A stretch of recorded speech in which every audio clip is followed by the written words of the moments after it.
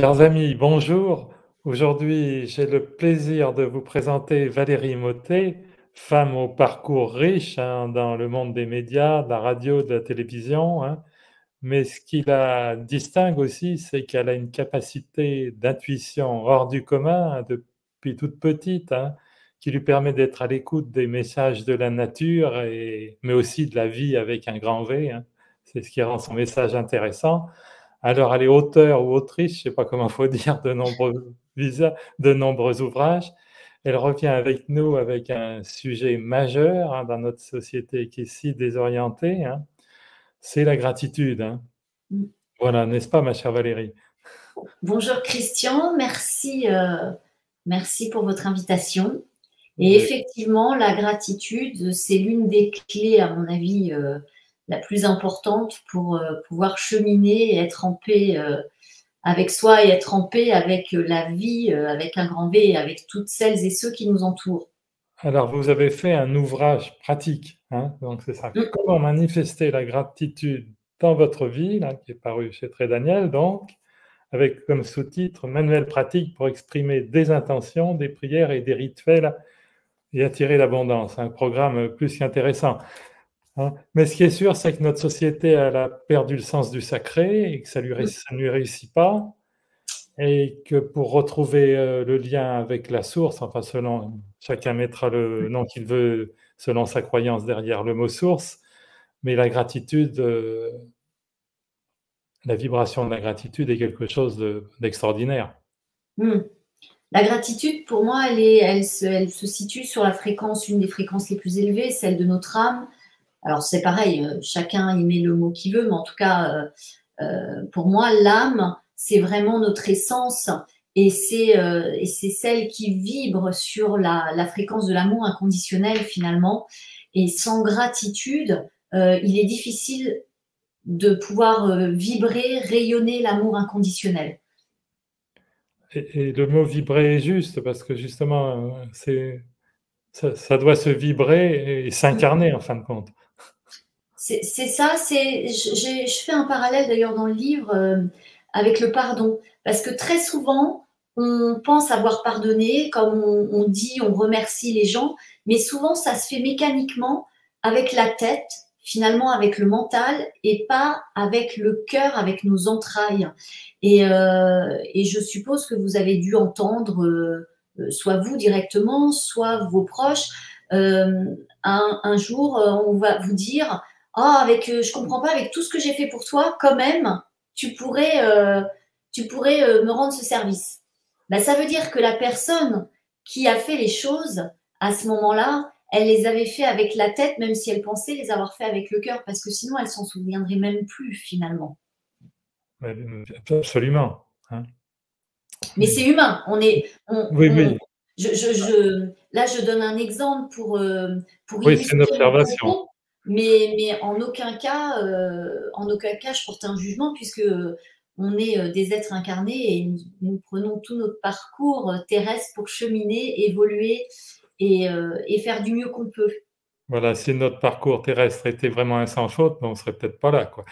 Exactement, ça n'aurait pas la même saveur. Ouais, voilà. Mais cela dit, c'est quand même quelque chose de précieux le jour où on se rend compte de la puissance de la gratitude, parce que il y a quelque chose que je dis souvent, c'est que les personnes qui se plaignent, qui sont dans l'amertume, sont tout à fait illogiques quand elles attendent un retour harmonieux des circonstances.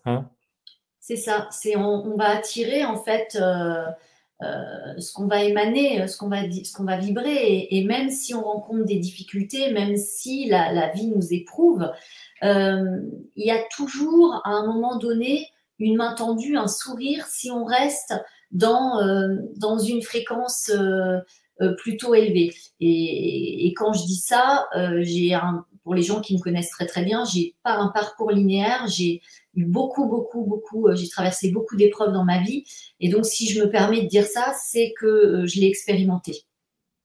Voilà, à la limite, c'est même la personne qui est vraiment dans une situation très difficile, qui en a absolument besoin. Il faut qu'elle se raccroche déjà à des petites choses. Ça peut être que, ne serait-ce que apprécier le vol des oiseaux, la beauté d'une fleur, ou qu'une personne lui a fait un sourire à la boulangerie, mais déjà s'accrocher à des petites choses. C'est ça, c'est ça. C'est de regarder, c'est en fait, c'est changer son état d'esprit, c'est se refaire une hygiène en fait quotidienne en pointant, vraiment en relevant ce qui a illuminé ou ce qui est positif, même si c'est une toute petite chose dans son quotidien.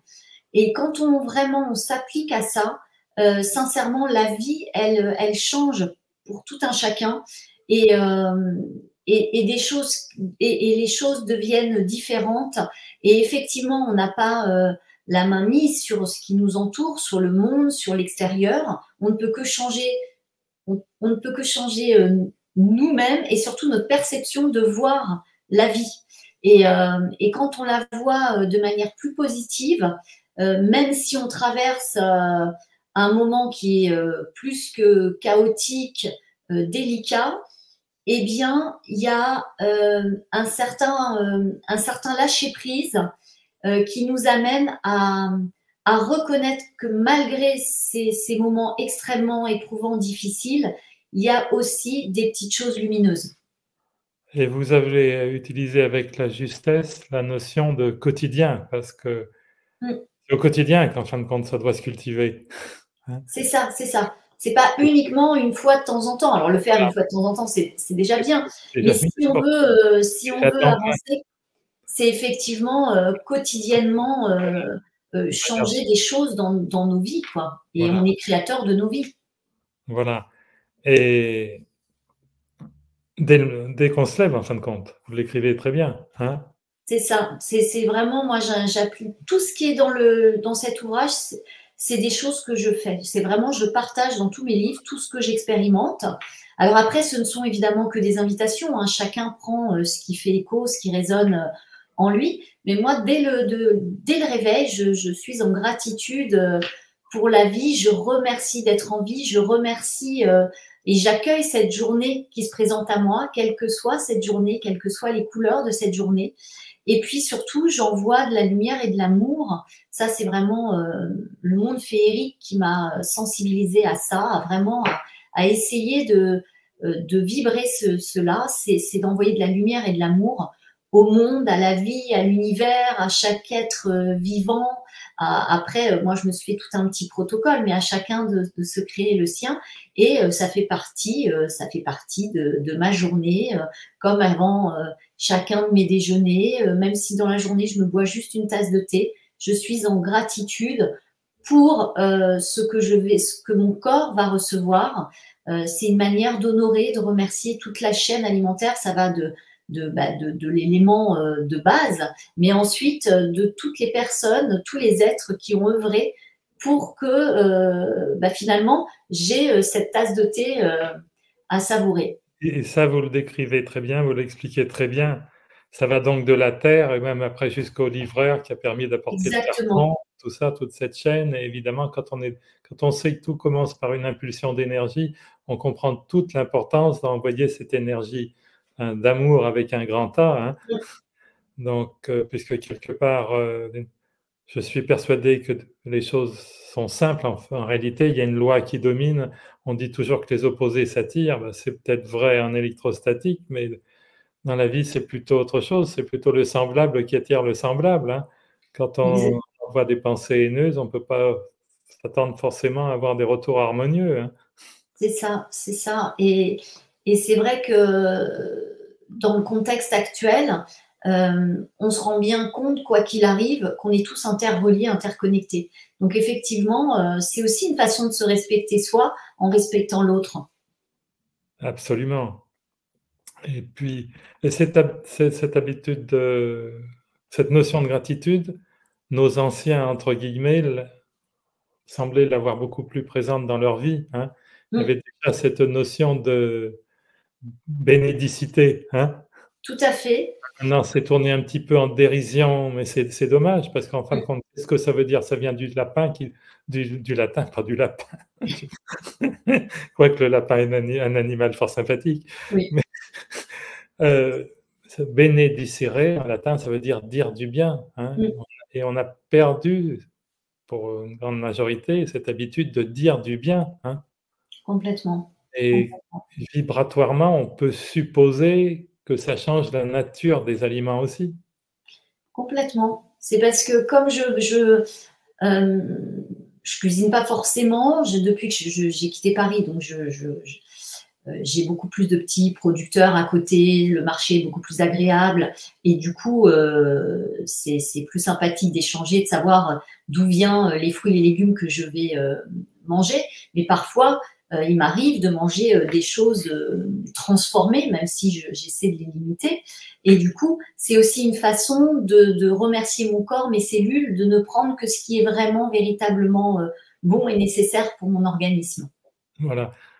Et au point de vue vibratoire, on sent très bien que tout ce qui est industriel, c'est pas forcément génial. C'est pour ça que vous avez tout à fait 1000 fois raison, je pense. C'est une bonne stratégie de remercier vos cellules, de ne prendre que ce qui peut être profitable dans les cas où on est obligé de manger une nourriture un peu Ouais. dénaturée, hein. Complètement. Voilà, alors cette gratitude, vous l'avez, en fin de compte, vous nous invitez à l'avoir à propos de tout ce qui nous entoure, Mm. hein. Vous nous invitez à un véritable dialogue avec les éléments, la nature. Tout à fait, avec les arbres, avec les fleurs, avec tout ce qui nous entoure, tout ce qui rayonne. C'est vraiment la nature, elle regorge de merveilles. Et c'est vrai que c'est aussi une façon de se poser dans l'instant présent, exactement comme le font les enfants. Ils ne se posent pas de questions. Ils peuvent s'arrêter parce qu'ils voient passer une fourmi ou une coccinelle et ils sont en admiration et ils sont là. Ébahis, émerveillés. Et c'est aussi se reconnecter à notre enfant intérieur, finalement, à, à cet émerveillement, parce que je trouve qu'on oublie de s'émerveiller, on va regarder essentiellement ce qui ne va pas, et on oublie de regarder ce qui fonctionne, ce qui est beau, et la nature, enfin, regarder un coucher de soleil, là, en ce moment, il y a des couchers de soleil flamboyants. L'autre soir, je me suis même relevée, j'étais émerveillée. Et ça n'a pas de prix. Il n'y a pas besoin d'être riche pour pouvoir apprécier un coucher de soleil. Pas besoin d'être riche et non plus pas besoin d'aller forcément aux Seychelles pour apprécier au coucher de soleil, hein. Et exactement, C'est ça. n'importe Voilà, où. c'est ça qui est magique. Si on sait regarder la nature, il y avait Pablo Casals, le célèbre musicien, et riche et célèbre. Et en fin de compte, c'est un homme qui a vraiment vécu dans la gratitude. Il écrivait, en fin de compte, moi, où je suis le plus heureux, il avait une petite cabane au bord de la mer, je sais pas où, au Brésil ou je sais plus où. Il me dit, c'est cette capacité que, il avait écrit, donc c'est la capacité que j'ai à pouvoir encore admirer une goutte d'eau, le soleil dans une toile d'araignée. Donc, comme vous l'avez fait remarquer, justement, tout ça, ça ne demande pas de, il n'y a pas de Pas de notion gros moyens d'argent, ça ne financiers demande pour. pas de moyens financiers, hein. C'est ça. Et c'est ça c'est un des cadeaux que nous fait la vie, en fin de compte, hein. Et quand on se met dans cette énergie-là, ensuite l'abondance, elle prend différentes formes, parce qu'effectivement, on a besoin d'abondance financière et l'argent est pour moi une énergie et ça peut être une très belle énergie, tout dépend ce qu'on en fait. Et puis, on en a besoin pour vivre matériellement, bien évidemment. Mais l'abondance, elle est aussi sous différentes formes. Et quand on commence à être dans cette gratitude, la vie nous fait des cadeaux tous les jours finalement, mais sous des formes autres qu'effectivement un billet, on va trouver un billet dans la rue. Voilà, c'est une vie riche dans tous les sens du terme. Exactement. Et à partir du moment où elle devient de plus en plus riche, c'est certain, à partir du moment où on cultive cette notion d'émerveillement, hein, Oui. Mm. et non, les choses peuvent être très simples, hein, ça c'est une certitude, mais et le problème, c'est que cette belle notion de gratitude, elle ne fait pas la une des journaux encore. Non, malheureusement, malheureusement. Et puis là, on vit une période effectivement qui est plutôt en phase de destruction, on va dire, euh, Oui, et d'effondrement, plutôt que d'être dans quelque chose Bon. qui est très, très, très lumineux. À nous de savoir diriger notre attention sur ce qui peut être plus lumineux, hein. Exactement, exactement. C'est à chacun Donc, d'essayer de maintenir sa joie, son feu intérieur alors, pour, chère Valérie, vous nous invitez donc à apprendre pour ça, à regarder les arbres d'une autre manière, les plantes, les animaux. euh, donc, ces petits compagnons de vie qui peuvent nous donner tant de joie, hein. ouais, Il y a ouais. une chose qui m'a amusé, c'est que vous parlez de faire une lettre de remerciement à nos petits compagnons quand on a la chance d'avoir un Exactement. petit chien ou un petit chat. Ben, savez-vous, chère Valérie, que je l'ai fait ça personnellement. Et si vous Mmh. voulez, je vais vous la lire. Ah bah, avec plaisir, avec Ouais, plaisir. ça m'a été fait officiellement puisque c'est dans mon bouquin Les animaux, nos meilleurs complices. C'est super. Alors, je vais vous lire ce que j'avais écrit à mon petit Yorkshire. Mmh. Euh, J'avais écrit: Qui de nous deux a choisi l'autre? À vrai dire, nous n'avons pas eu le temps de nous poser la question, comme si le destin en avait décidé pour nous au premier regard. Mon cher Pequeño, c'est son nom, hein, Pequeño. Notre rencontre a été d'autant plus merveilleuse qu'avec toi, je retrouvais Tataillé, un petit Yorkshire lui aussi, qui nous avait accompagnés fidèlement pendant 21 ans. Tu lui ressembles tellement. Quant à sa voix... Attendez, je ne saute pas une page. Aussi, quand je t'ai vu, j'ai tout de suite pensé que tu étais un cadeau des anges. Une chose est sûre, ils ont bien fait les choses et chaque jour je suis dans la gratitude de partager ma vie avec mon fidèle compagnon qui a tant de place dans mon cœur. Ce petit personnage, si petit à première vue, est tellement grand pour moi et tout ce que j'aime, la légèreté, le jeu, la vivacité. Avec toi, j'ai cette formidable impression de rester enfant et de poursuivre l'histoire de Tintin et Milou. Un regard, une caresse suffisent pour enchanter notre instant présent.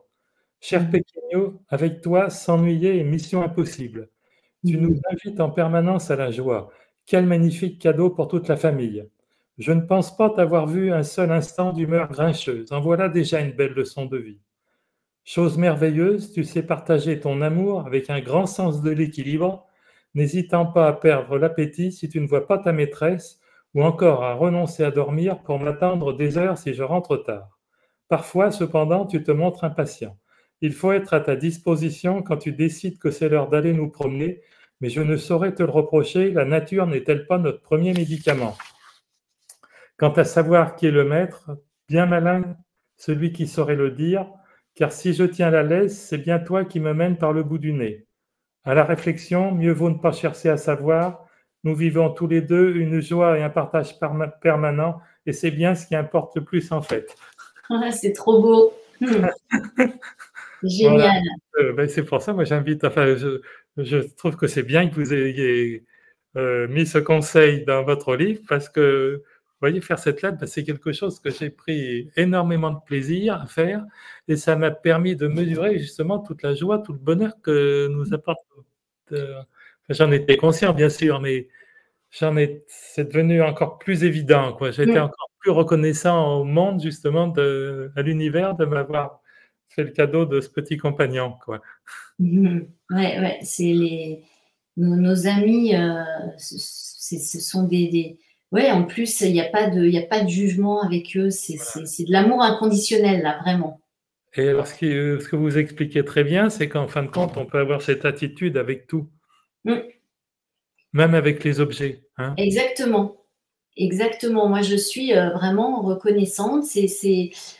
Tout ce qui est chez moi, ça a pas forcément de valeur, marchande, financière, mais j'ai un respect, un amour, ça embellit mon quotidien, soit, bah, ce sont des choses que j'ai reçues par des amis que j'aime particulièrement, donc il y a un lien, affectif, donc ça me renvoie à la personne, ou alors ce sont des choses que j'ai, choisies, mais ça agrémente, ça m'apporte de la joie. Quand mon regard se pose sur tel ou tel objet, je suis heureuse de les avoir dans mon espace de vie, dans mon intimité. Et c'est vrai que quand je pars de chez moi, je dis au revoir à tout le monde, à haute voix d'ailleurs. Quand je rentre chez moi, je dis bonjour tout le monde.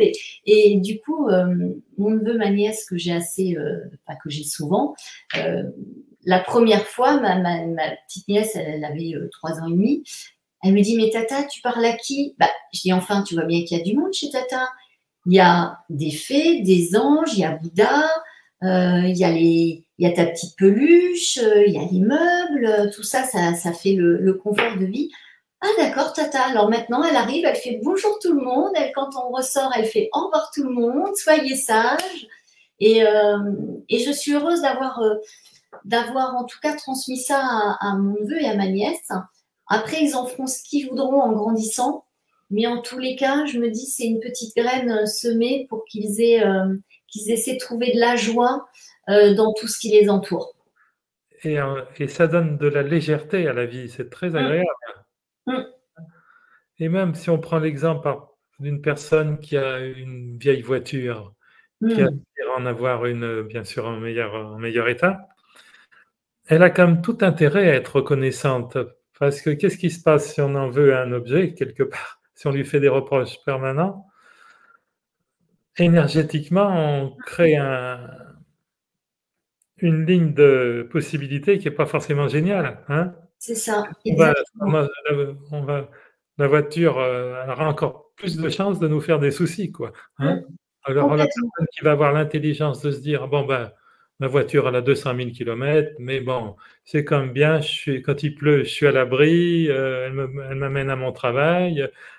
Mon sens, elle aura beaucoup plus de chances, si elle est dans cette énergie, d'avoir un jour, un véhicule en meilleur état que si elle passe, sa journée à maudire, enfin, si à chaque fois qu'elle monte dans sa voiture, elle la maudit, quoi, hein? Exactement, exactement. Hein. Quand j'ai dû me séparer de ma voiture à Paris, puisqu'elle elle avait dépassé l'âge, en tout cas pour pouvoir rester dans la vie parisienne. Donc j'ai dû m'en séparer. C'était comme on avait cheminé pendant 20 ans ensemble. À une époque même, ça avait été ma maison. Donc j'ai eu beaucoup de reconnaissance de la laisser partir. La pauvre, elle allait partir à la casse, mais alors qu'elle fonctionnait encore.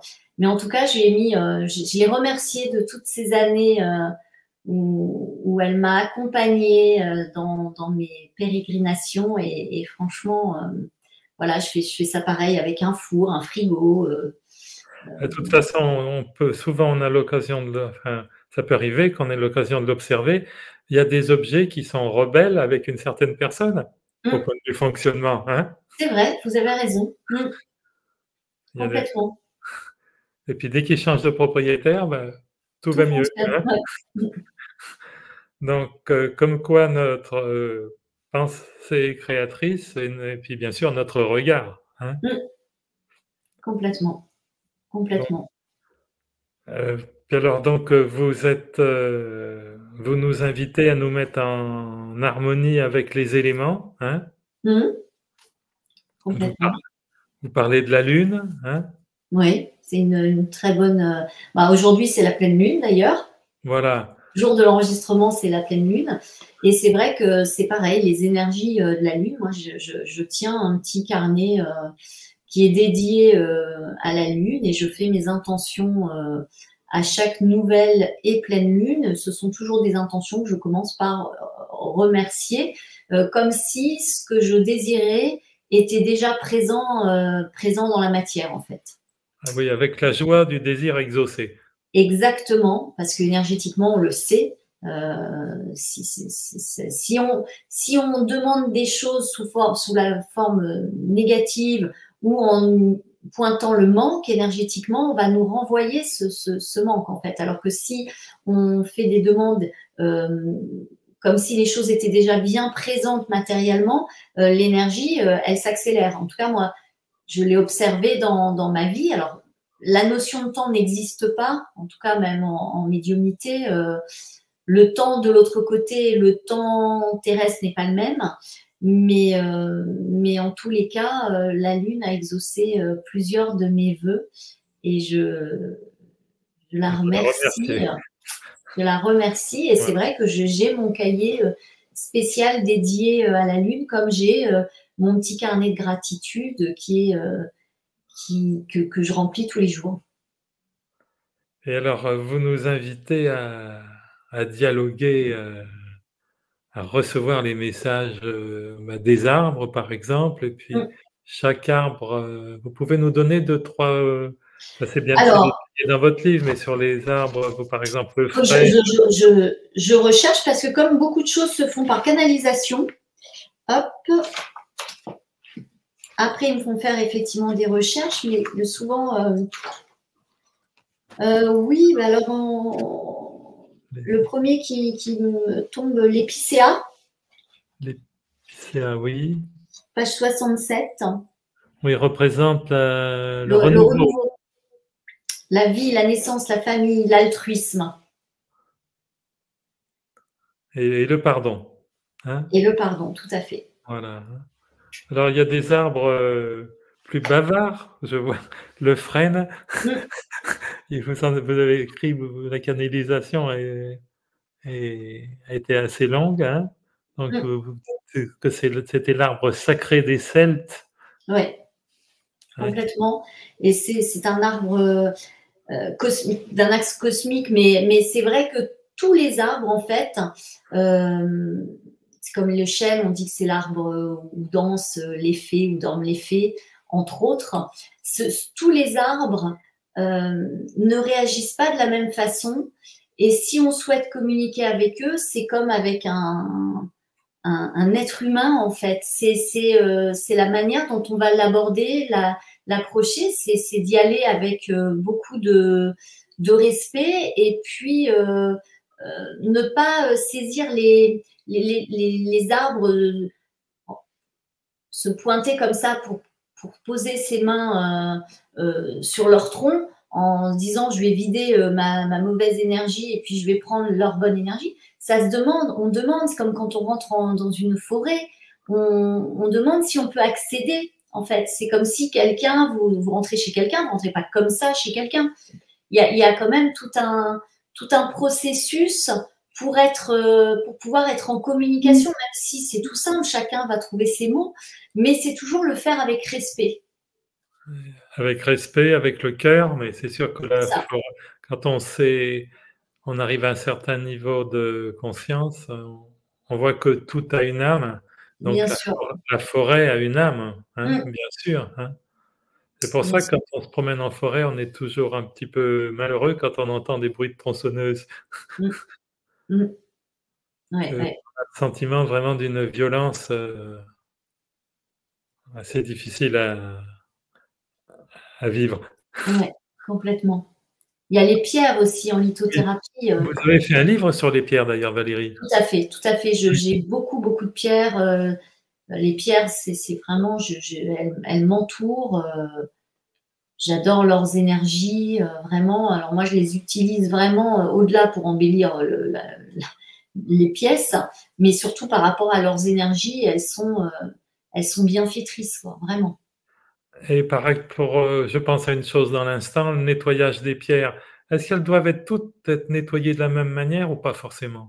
Pas forcément. Il y en a qui nécessitent par exemple de l'eau salée et d'autres de l'eau pure.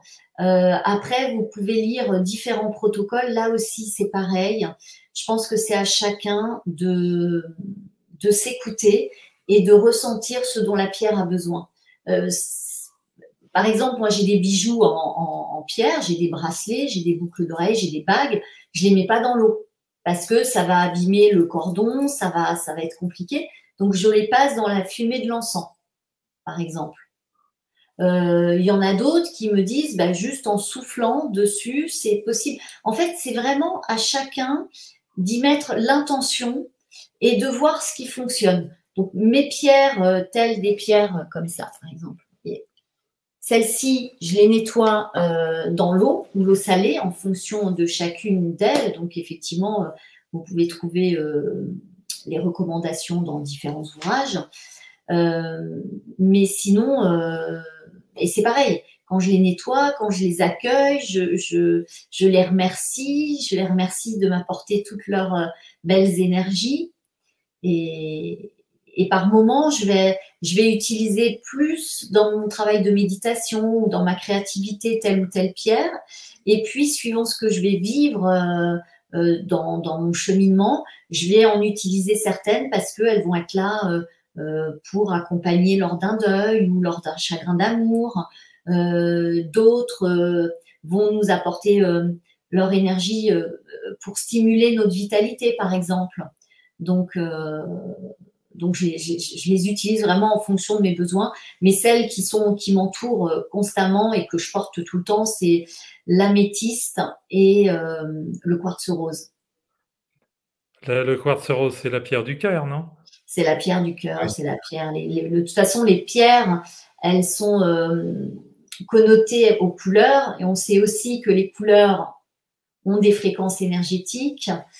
Finalement, tout est relié, tout a un sens. C'est ça qui est magique et merveilleux, finalement. Et pour les personnes qui ne sauraient pas comment choisir une pierre, je les invite, quand elles auront l'occasion d'aller dans un magasin de pierres, de minéraux, c'est de se laisser guider par d'aller vers celle qui les appelle. Et en général, c'est la pierre dont dont la personne a besoin. Et dans tous les cas, l'intention avec laquelle on va vers elle est fondamentale. Exactement. Exactement. Donc, oui, il y a les pierres, les minéraux, je pense pas. Enfin, si, j'ai dû oublier des choses, hein, certainement, ma chère Valérie, mais oui, il y a les Il y a, fleurs. il y a les plantes, les fleurs, Les exactement. fleurs, oui, oui. Hein. Alors là aussi, les fleurs peuvent nous donner de beaux messages. Hein. Ouais. Je, Je pense là, j'ai l'orchidée sous les yeux qui évoquerait la perfection, la spiritualité. Elle serait l'emblème de la ferveur et elle est l'amie de nos pensées et de notre vie émotionnelle. oui, il y a la rose aussi, elle est le La symbole rose, d'amour.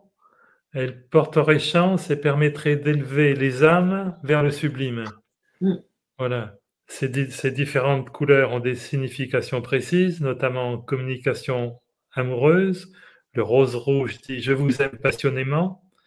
Il est d'usage, et puis il y a aussi ce petit conseil, il est d'usage d'offrir les roses en nombre impair, signe d'attention et de délicatesse. Voilà, elle a de nombreuses vertus, elle est astringente, purifiante, apaisante. Après, vous nous décrivez le tournesol, la vigne, la jacinthe, la glycine, hein. Et donc, c'est un petit côté toujours pratique, vous invitez à faire des dessins, à écrire le ressenti dans l'instant, le message de la fleur, donc le message après des animaux.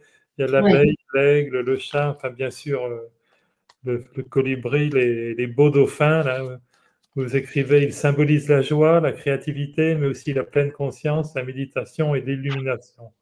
Il vous incite à être à l'écoute de votre intuition, comme lui, soyez libre, joueur, mais aussi empathique envers le vivant sous toutes ses formes. Il vous insuffle un vent d'harmonie et de grâce. Quoi rêver de mieux, hein? Hein? Et Exactement. donc, tout ça, Valérie nous invite à le faire dans la gratitude. Hein. Je pense que quand Albert Schweitzer avait dit que la gratitude était un des secrets de la vie, il ne s'était pas forcément trompé. Hein. Je pense qu'il avait raison parce que effectivement, on a des pépites en fait autour de nous. Absolument. Vraiment. Plus on sait les regarder, plus on en voit. Hein. Exactement. Et on n'a pas besoin d'être non plus au contact d'un dauphin, parce que tout le monde n'a pas la chance de côtoyer. De pouvoir nager avec les dauphins. Exactement.